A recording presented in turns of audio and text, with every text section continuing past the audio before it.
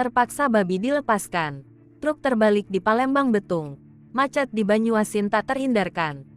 Kemacetan terjadi di Jalan Lintas Timur Palembang Betung, tepatnya di Desa Lubuk Lancang, Kecamatan Suak Tapeh, Banyuasin, Selasa tanggal 13 September tahun 2022.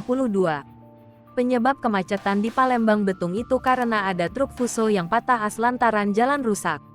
Karena sebagian badan jalan Palembang Betung tertutup badan truk, membuat kendaraan dari dua arah harus bergantian untuk melintas. Namun, apes yang dialami truk pengangkut babi yang akan melintas. Truk dari arah Palembang menuju ke Medan ini, terperosok ke jalan tanah bekas galian pipa. Sehingga membuat truk Nopol BK 8864R menjadi terbalik.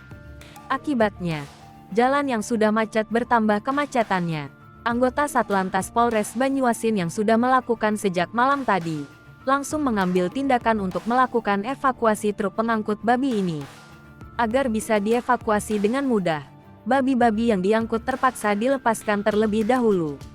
Satu persatu, babi ini dikeluarkan dari dalam bak truk.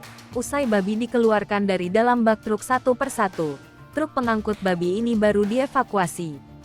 Truk ditarik truk lainnya dan ditahan menggunakan kayu di bagian sampingnya agar bisa dilakukan evakuasi. Tak lama berselang, truk pengangkut babi berhasil dievakuasi. Personil dari Satlantas Polres Banyuasin juga melakukan pengaturan agar jalan bisa segera lancar kembali. Hingga kini, pengaturan kendaraan yang datang dari dua arah masih terus dilakukan guna mengurai kemacetan. Kasat Lantas Polres Banyuasin AKP Riki Mozam melalui KBO Lantas Banyuasin Ibtu Joko Wianto menuturkan, kondisi jalan yang rusak parah dan juga bekas galian yang hanya ditimbun saja menjadi faktor as truk patah hingga terbalik. Sedangkan untuk truk yang patah as, juga sudah dievakuasi dan ditepikan. Sehingga, badan jalan bisa dilalui dua arah.